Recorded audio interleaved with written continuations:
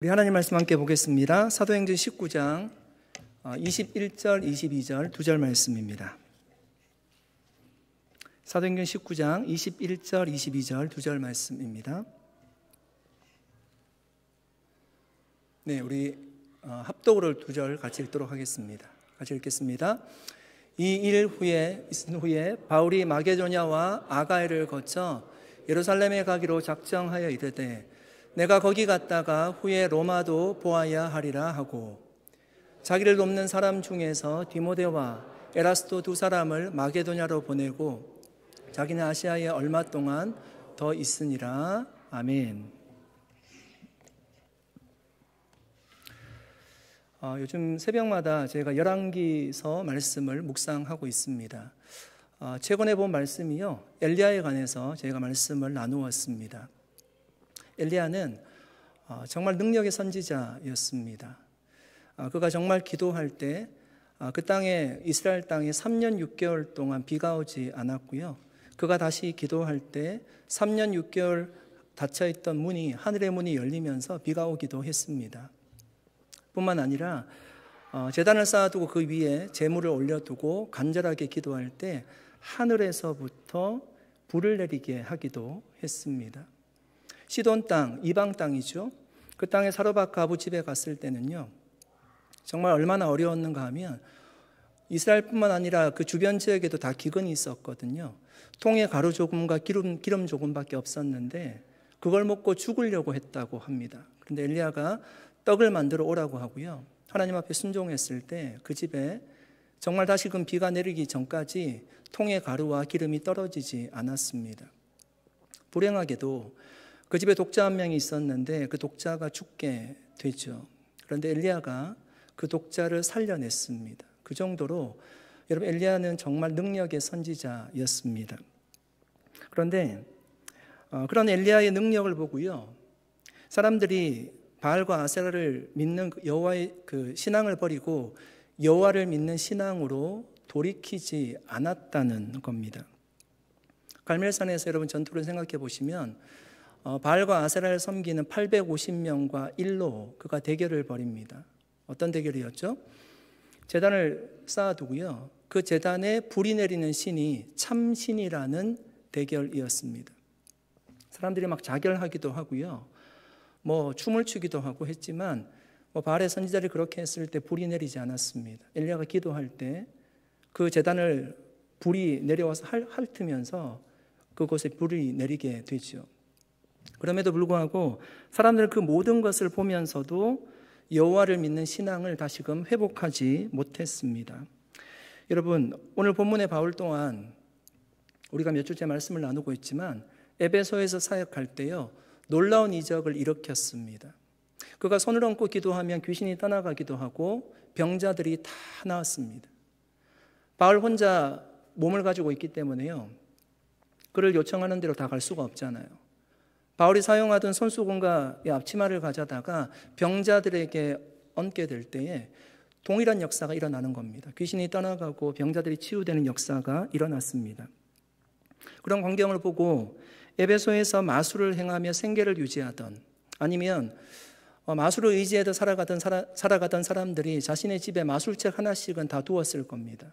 그러니까 바울이 행하던 놀라운 이적을 보고요, 그 마술책을 다 가지고 나와서 다 불태웠습니다. 그 정도로 놀라운 부흥이 에베소에 일어난 겁니다. 여러분, 어떻게 아데미 신전에 있던 우상의 도시 에베소에 이런 놀라운 역사가 일어나게 되었을까요? 오늘 본문 바로 전에 나오는 20절 말씀을 한번 읽어보겠습니다. 이와 같이 주의 말씀이 힘이 있어 흥왕하여 세력을 얻으니라. 여러분, 성경은요, 에베소의 부흥의 원인을 정확하게 얘기하고 있습니다. 주의 말씀이 흥왕하여 세력을 얻었다라고 합니다. 주의 말씀이 바로 부흥을 일으키는 근원이 되었다는 겁니다. 왜 바울의 여러분 이적 때문이라고 얘기하지 않습니까?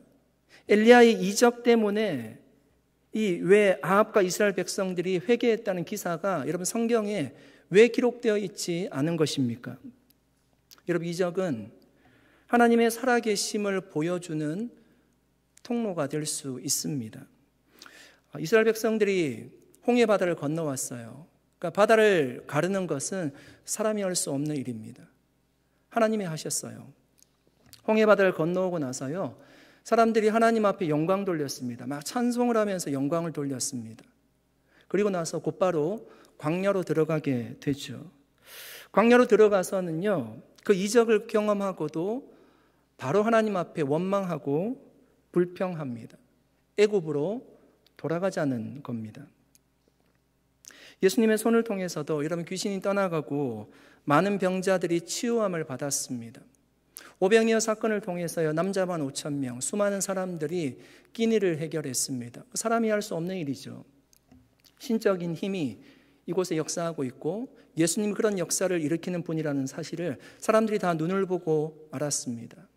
제자들 중에는요, 예수님께서 사람을 살리는 것을 본 적도 있고 물 위를 걷는 것도 눈으로 확인한 사람들이 있었습니다. 그런데 그 모든 사람들이요, 다 예수님을 메시아로 믿었던 것이 아닙니다. 예수님을 죽이려고 그 중에 있었던 사람들 중에도 소리쳤던 사람들이 있었습니다. 여러분, 에베소 부흥은 사람을 진정으로 변화시키는 것이 우리에게 무엇인지를 말씀을 하고 있습니다. 사람을 변화시키는 것은 이적이나 기적적인 사건이 아니라는 겁니다. 여러분, 사람을 변화시키는 것은요, 하나님의 말씀이라고 분명하게 우리에게 말씀하고 있죠. 주의 말씀이 흥왕하게 세력을 얻었다라고 합니다. 어떤 기적적인 사건들을 볼 때 우리가 관심을 가지고 어떻게 일어났을까 주위에서 보게 되지만 그것 자체가 사람을 변화시키지 못한다는 겁니다. 결국 사람의 마음을 감동시키는 것은 하나님의 말씀이라고 우리에게 얘기하고 있습니다. 여러분, 애굽왕 바로가 하나님의 능력을 수차례 경험했습니다. 애굽 전역에요, 모세가 지팡이를 들고 기도할 때요, 애굽 전역에 우박이 내리기도 하고 나일강이 핏물이 되기도 했어요. 메뚜기가요, 애굽 전역을 덮기도 했습니다. 고센 땅, 이스라엘 백성들이 있는 그 땅은요, 장자가 죽지 않는데, 피를 바른 집은 장자가 죽지 않는데 애굽의 첫째 장자는 동물들까지도 다 죽었습니다. 그런데 여러분, 바로는요, 그런 놀라운 이적을 보고도요, 변화되지 않습니다. 이적이 하나님의 살아계심을 증거하는 통로가 될 수 있어요. 그도 이스라엘 하나님이 있다는 것을 인정하죠. 그런데 그가 변화되지 않았죠. 그러니까 우리를 진정으로 변화시키는 것은 하나님의 말씀이라는 것입니다. 그런데 저는 여기에서 여러분에게, 저에게 함께 우리가 좀 도전받고 싶습니다. 여러분, 우리는 이 말씀을 늘 어떻게 생각하는가 하면 과거 시제로 생각해요. 그러니까 하나님의 말씀이 능력이 있다는 것을 믿어요. 언제? 과거에. 내가 예수님을 그렇게 믿었어요. 그리고 나는 구원을 받았어요. 다 과거 시제예요. 그런데 과거 시제가 아니라 현재 진행형으로 믿어야 된다는 겁니다.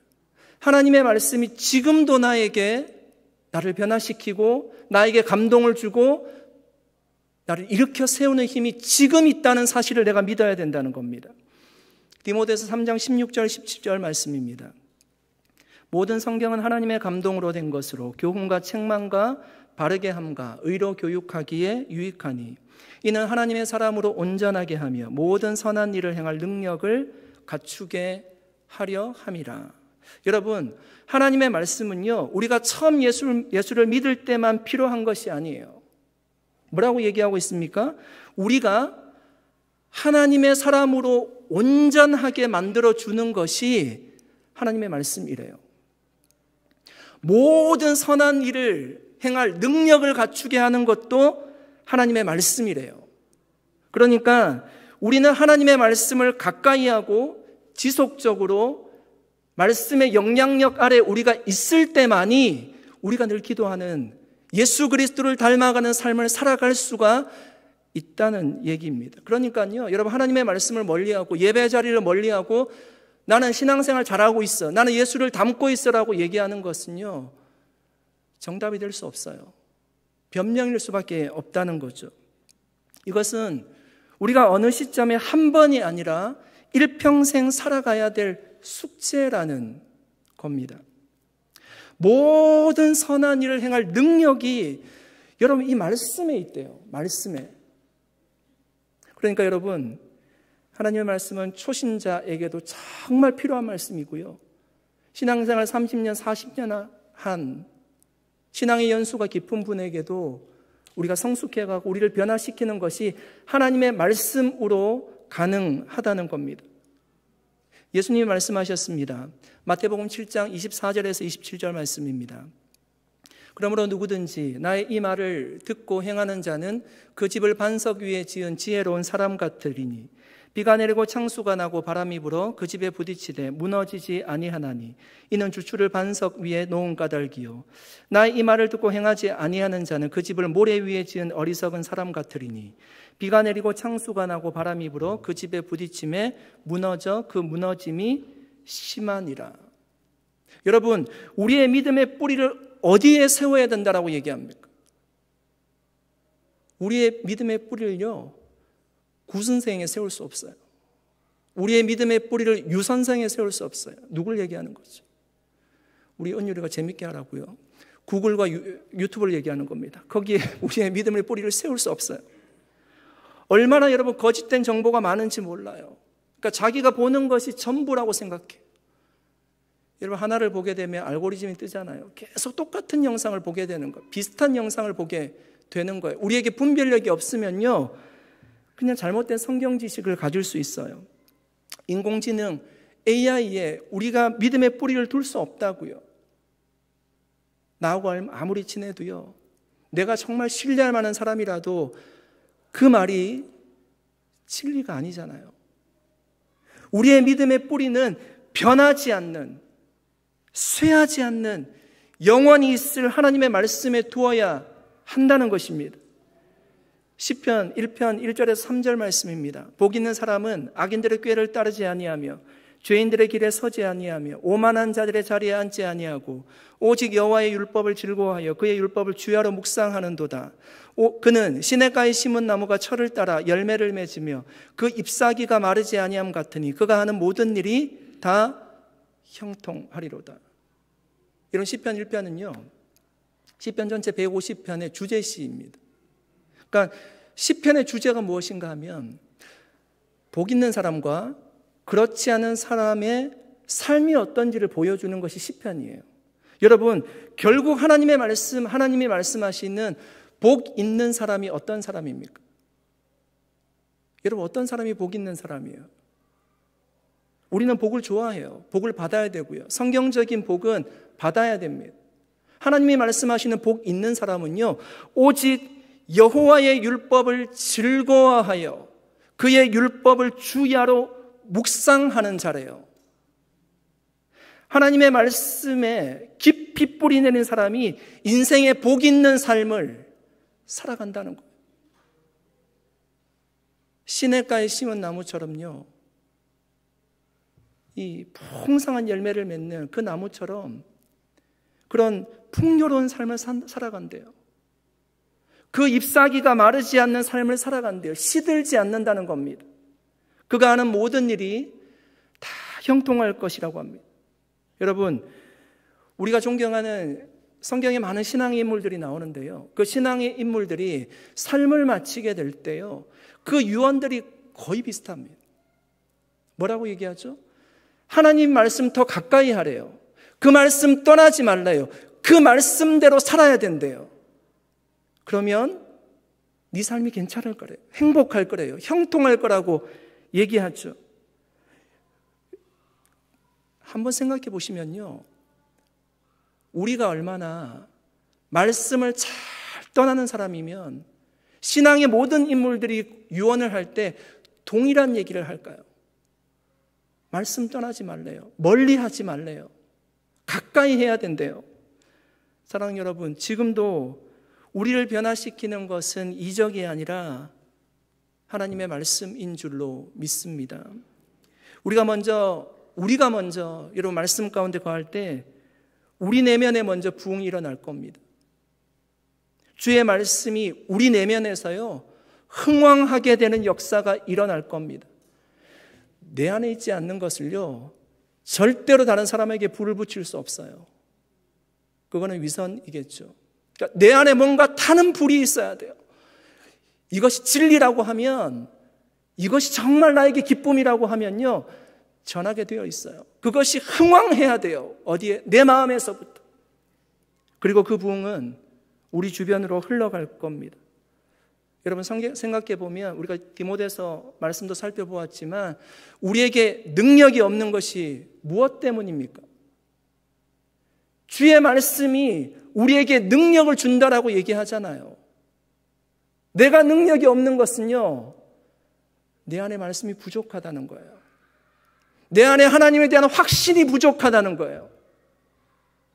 하나님의 말씀에 감동이 있고 말씀으로 충만하면 능력 있는 삶을 살 수 있다는 거예요. 모든 일을 감당할 능력, 말씀에서 나온다. 말씀 가운데 거하면 하나님의 말씀이 여러분 우리를 이끌어 갈 겁니다. 그러므로 우리의 믿음의 뿌리를 더 말씀 위에 견고하게 세울 수 있는 저와 여러분 되시기를 예수님의 이름으로 간절히 축복합니다.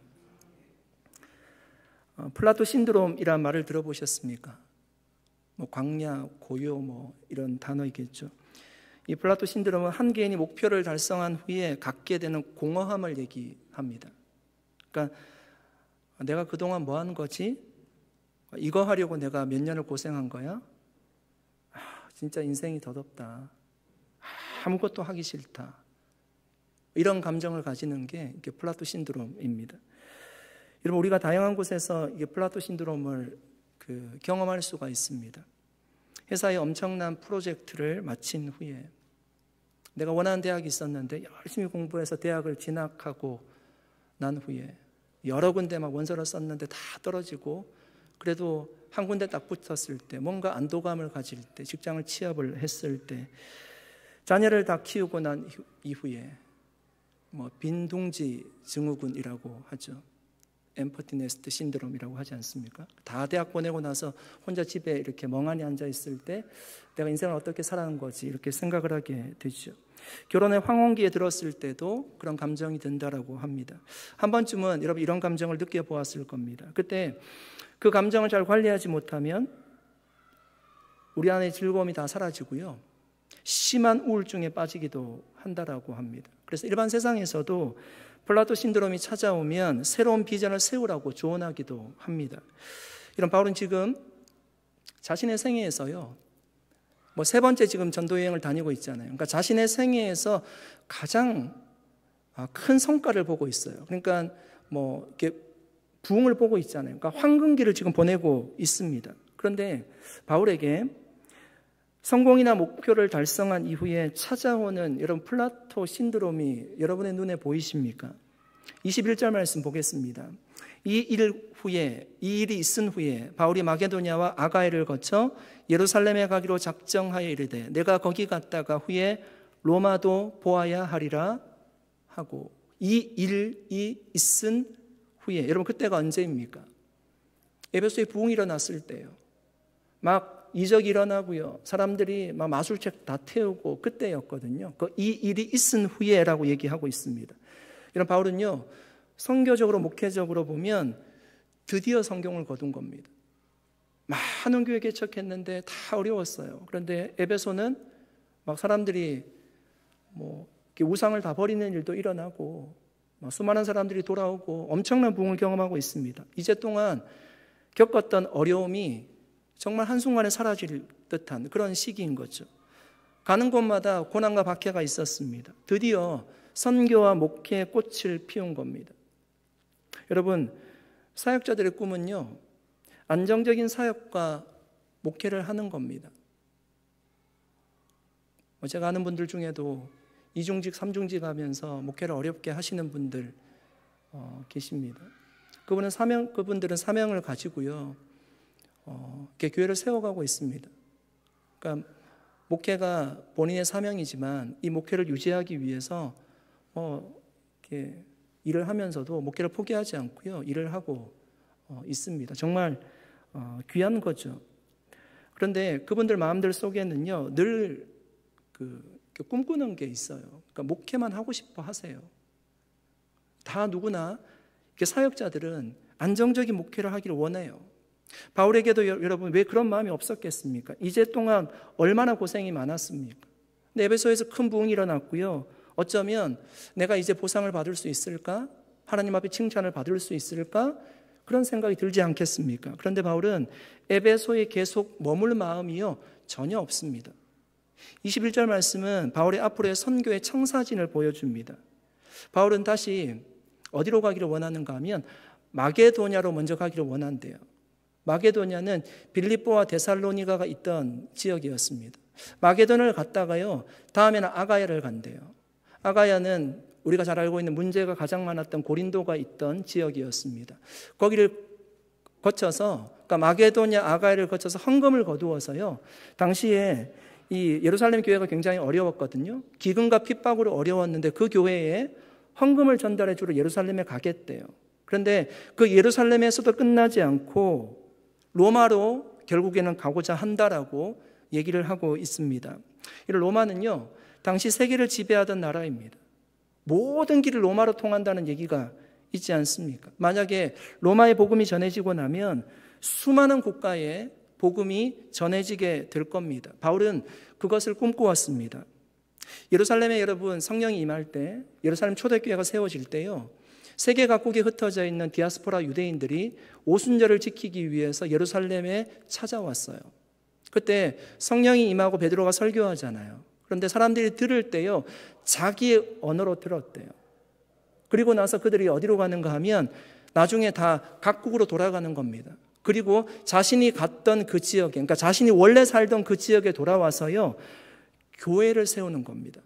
그러니까 바울이 지금 어떤 환상을 보고 있는가 하면 베드로가 예루살렘에서 복음을 전하고 수많은 사람들이 흩어져서 교회를 세웠듯이 내가 모든 길을 통해 있던 로마로 가서 복음을 전하면 그런 역사가 일어날 수 있을 거라고 꿈을 꾸고 있는 거죠. 여러분 지금도요, 사역하는 모든 선교사님들이 대부분 사역하는 지역은 국가에 이렇게 다른 국가에 파송이 되어서 나가면 보통 수도에서 사역을 하게 되십니다. 그러니까 다양한 이유가 있어요.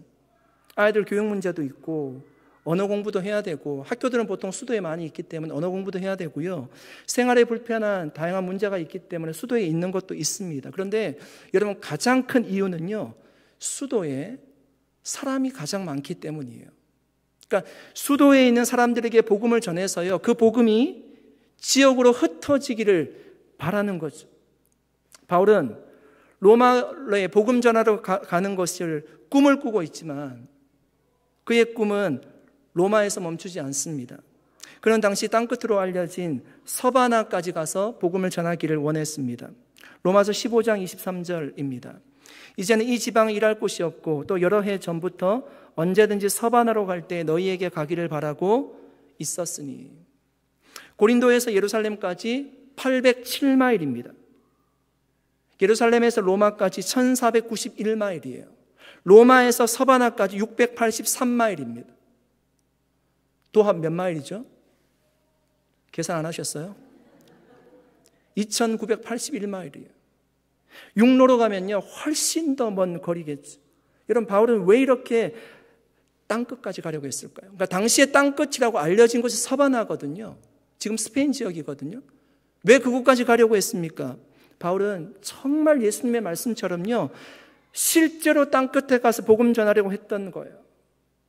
여러분, 저는 바울의 삶을 보면서 우리가 플라토 신드롬에 빠지지 않기 위해서는요, 사명에 붙들린 삶을 사는 것이 얼마나 중요한지를 다시금 깨닫게 됩니다.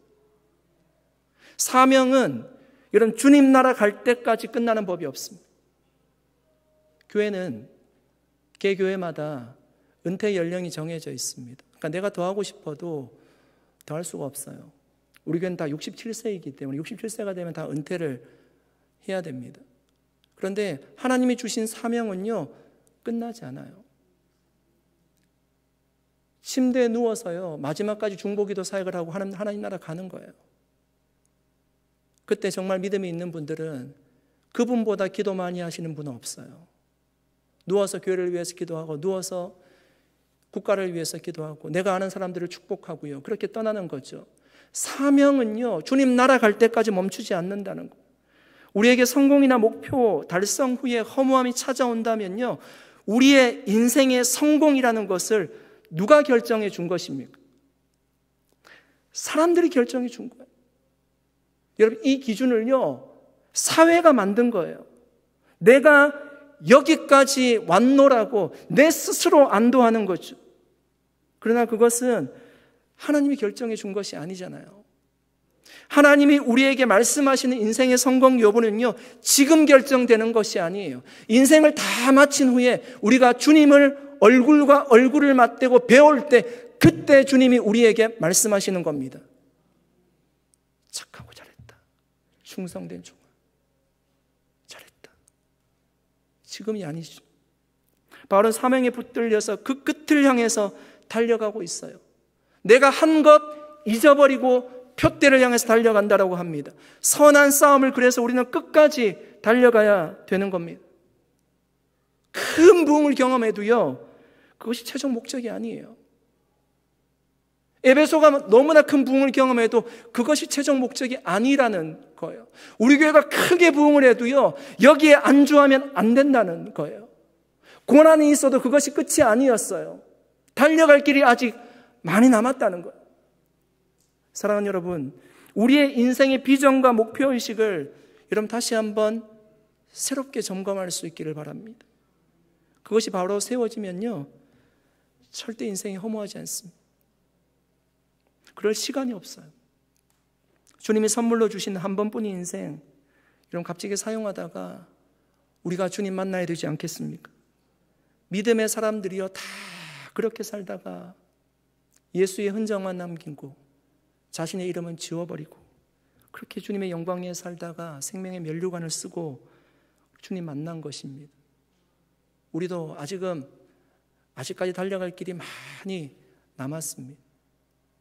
뒤에 돌아보면 어려운 일도 있고 힘든 일도 있고 때로는 이거 자랑하고 싶은 그런 일들도 있을 겁니다. 그런데 뒤에 있는 것은 잊어버리고요, 표대를 향해서 달려갔던 바울과 같이 후에 결국에는 주님이 우리의 인생을 판단하실 텐데 그때를 보며 달려가는 우리 모든 성도님들 다 되시기를 예수님의 이름으로 간절히 축원드립니다. 21절 말씀이에요. 한글 성경에는 번역되지 않은 말이 원어 성경에 있습니다. 우리가 21절 말씀 살펴보았는데 마게도냐, 고린도, 그다음 예루살렘, 로마로 간다는 그 말씀이 21절 말씀이거든요. 어떤 말이 원어 성경에 있는가 하면 엔토 푸뉴마티라는 말입니다. 엔토 푸뉴마티. 이게 이제 헬라어로 헬라어인데요. 뜻은 성령 안에서라는 뜻입니다. 그래서 여러분 가지고 계신 대부분의 영어 성경에서는 이 단어를 번역했습니다. In the Spirit, by the Spirit이라고 번역했습니다. 한글 성경에는 아마 번역할 때 빠진 것 같습니다. 그러니까 이것이 말씀하는 것은 무엇일까? 이것이 보여주는 것은 무엇일까요? 이런 바울이 선교의 계획을 세울 때요, 자신의 마음과 생각에 따라서 인간적인 결정을 한 것이 아니라는 거예요. 엔토푸뉴마티, 성령 안에서 하나님이 원하신 바를 쫓아 계획을 세웠다는 겁니다. 바울이 처음부터 여러분 그랬던 것은 아니었습니다. 우리가 잘 알다시피 바울이 2차 선교 여행 때 그가 정말 복음 전하기를 원했던 곳은 소아시아 지방이었어요. 그러니까 지금 바울이 있는 이 에베소 지역이었다고요. 그런데 하나님이 그곳에 복음 전하지 않기를 원했어요. 잠을 자는데 환상을 보게 하시고요, 마게도나 사람 한 사람이 나타나서 건너와서 우리를 도우라는 환상을 보게 되잖아요. 그래서 그것이 하나님의 뜻인 줄 알고 마게도냐의 첫 성 빌립보에 가서 복음을 전하게 되죠. 이런 바울은 이런 경험이 있었기 때문에 철저하게 그가 어떤 계획을 세울 때요, 성령이 이끄시는 대로 사역하려고 했다는 겁니다. 결국은 자신이 원하는 시간은 아니었고요, 원래 계획보다는 많이 늦어졌지만, 그런데 지금 결국은 에베소에 와서 그토록 소아시아 지방에서 복음을 전하고 싶었는데 복음을 전하고 있어요. 그리고 부흥을 경험했습니다. 만약에 2차 선교 여행 때 이 지역에서 복음을 전했다라면 이런 역사가 아마 일어나지 않았을 겁니다. 이런 바울은 로마로 가서 복음을 전하는 것이 그의 비전이었지만 이것 또한 그의 뜻대로는 되지 않았습니다. 결국 로마에 가게 되지만 그는 죄수의 신분으로 로마에 가게 되죠. 우리는 여러분 바울이 이제 그렇게 로마에 입성하는 그 스토리를 알고 있는데 생각해 보면 너무나 고생스럽습니다. 배가 파산되기도 하고 죽을 고비를 넘기고 죄수의 신분으로 로마에 들어가서 그가 어떤 사역을 할 수 있을까? 과연 복음이라도 전할 수 있을까라고 생각을 하게 되지만 하나님은 죄수의 신분으로 복음을 전할 수 있는 모든 길을 열어두셨습니다. 셋집이라고 하는 게요, 바울이 렌트한 집을 얘기하는 겁니다. 그 집에서 나올 수는 없지만 그 집에 찾아오는 모든 사람들에게요 2년 동안 마음 놓고 복음을 전할 수 있게 되었습니다. 여러분, 학자들은 이렇게 해석해요. 그러니까 바울이 미결수의 신분으로, 그러니까 아직 형을 받지 않은 미결수의 신분으로 로마로 갔기 때문에요 바울의 목숨을 부지할 수 있었다는 거예요. 우리가 사도행전 말씀을 쭉 읽어보면 바울을 죽이고자 하는 사람들이 많이 있었거든요. 유대인들이 바울을 죽이려고 했거든요. 그런데 로마의 군사들 때문에 안전하게 보호받으면서요 로마에 입성하게 되었다는 것입니다. 이것이 바울이 로마에 가서 복음을 전할 수 있도록 인도하신 하나님의 섭리라고 할 수 있습니다. 사랑하는 여러분, 엔토 푸뉴마티. 우리가 어떤 계획을 세울 때요 우리 마음과 생각을 앞세우지 말고 하나님의 뜻 가운데 계획을 세울 수 있기를 바랍니다. 여러분, 뭔가 결정할 때요 정말 기도해 보시고 결정을 해야 돼요. 저도 어떤 이렇게 부탁을 할 때 제가 늘 얘기하는 게 뭔가 하면, 제가 부탁을 하면은 이게 뭔가를 헌신하는 부탁을 제가 해야 되잖아요, 보통. 그러니까 저한테 전화 오면 안 받으시면 좋습니다. 뭔가 제가 이렇게 헌신하는 부탁을 해야 되는데, 그럼 어떤 분들은 그냥 목사님 못해 바로 얘기하시는 분들 계세요. 근데 이제 저는 이제 부탁을 할 때 제가 이제 죄송하지만 이제 부탁을 하지만 한번 기도해 보고 답변을 달라고 얘기해요. 왜냐하면 하나님이 어떻게 마음을 주실지 모르잖아요. 그러니까 저도 그렇게 하나님의 뜻을 구하려고 노력을 해야 되고요. 여러분들 뭔가를 결정을 하고 부탁을 받을 때 그냥 딱 부탁을 받자마자 결정하지 마시고요. 기도를 해보고 결정해야 됩니다. 성령 안에서 엔토 푸뉴마티, 하나님께서 어떻게 역사하실지를 기대하면서 결정을 해야 됩니다. 그것이 바울이 보여주는 돌아가는 것 같지만, 늦은 길인 것 같지만 가장 빠른 길이었습니다. 여러분, 광야를 걷던 이스라엘 백성들이 자기가 가고 싶다고 해서 갈 수 있는 것이 아니었잖아요. 구름과 이 불기둥이 세워지면 그때 떠나는 겁니다. 내 마음대로 할 수 있는 것이 아니었어요. 하나님의 뜻을 구하는 것이었습니다. 제가 좋아하는 찬송가 중에 나의 갈 길 다가도록 이란 찬양이 있습니다. 한때는 정말 너무 좋아서 그냥 제 장례식 때 불렀으면 좋겠다 이런 생각들도 했습니다. 이 찬송가의 가사를 쓴 사람은 시각장애인인 페니 크로스비라는 여인이었습니다. 여러분, 우리가 부르는 찬송가에 많은 이 작사를 한 분입니다. 그녀는 어느 날 출판일로 인쇄소에 가는데 $5가 모자라서 하나님께 기도드렸습니다. 기도를 마치자 어떤 사람이 그녀를 만나고 싶다고 찾아왔는데 $5를 주었습니다. 그녀는 하나님의 정확한 도움의 손길에 감사하면서요 이 찬양을 지었다라고 합니다. 나의 갈 길을 다가도록 예수 인도하시니 내 주 안에 있는 긍휼 어찌 의심하리요. 나의 갈 길을 다가도록 예수 인도하시니 어려운 일 당한 때도 족한 은혜 주시네. 나의 갈 길을 다가도록 예수 인도하시니 그의 사랑 어찌 큰지 말로 할 수 없도다. 성령 감화 받은 영혼 하늘나라 갈 때에 영영 부를 나의 찬송 예수 인도하셨네. 영영 부를 나의 찬송 예수 인도하셨네.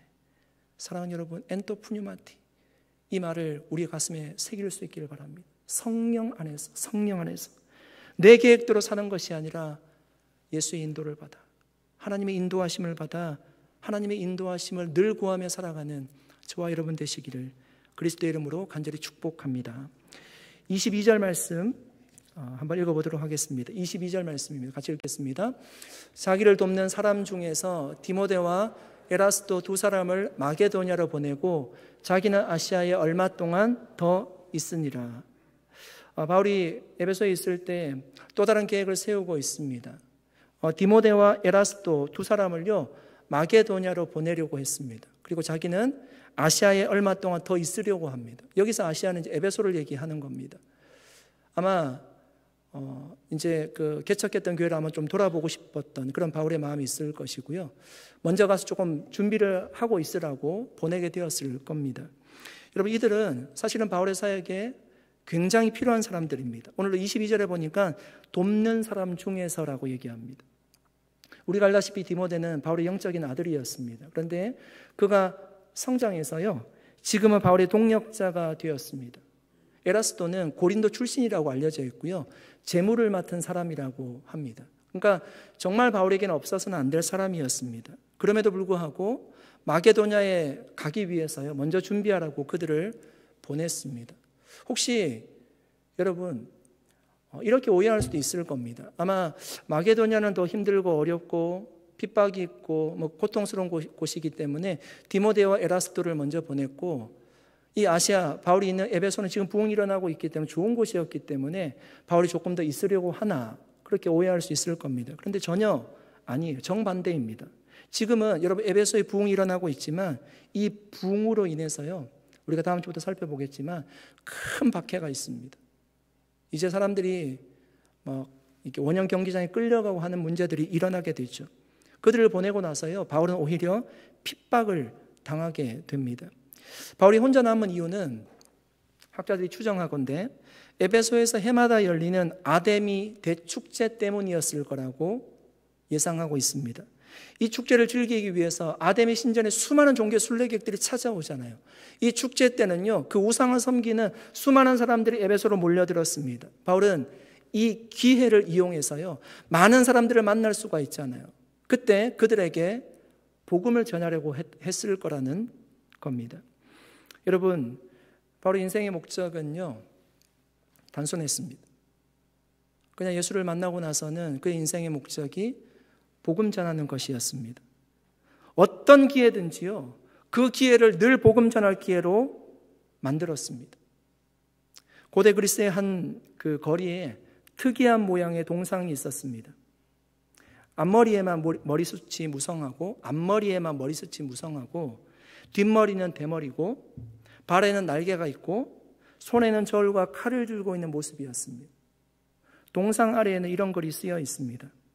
그대의 앞머리가 무성한 이유는 사람들이 쉽게 알아보지 못하도록, 뒷머리가 되머리인 이유는 내가 지나가면 사람들이 붙잡지 못하도록, 발에 날개가 달린 이유는 최대한 빨리 사라지기 위해서, 칼과 저울을 들고 있는 이유는 칼처럼 단호하게, 저울처럼 정확하게 판단하라고.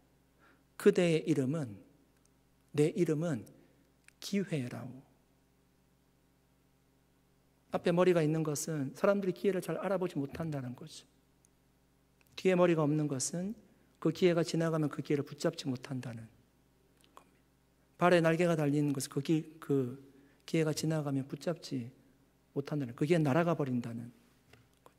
칼과 저울이 있는 것은 기회를 정확하게 판단해야 된다는 겁니다. 사랑하는 여러분, 우리는 지금도요, 수많은 기회를 맞이하며 인생을 살아가고 있습니다. 여러분, 그 기회를 기회로 잘 분별하고 계십니까? 그 기회는 지나가면 다시 오지 않습니다. 여러분, 주님의 시간에서는요, 시간이 그렇게 길지가 않잖아요.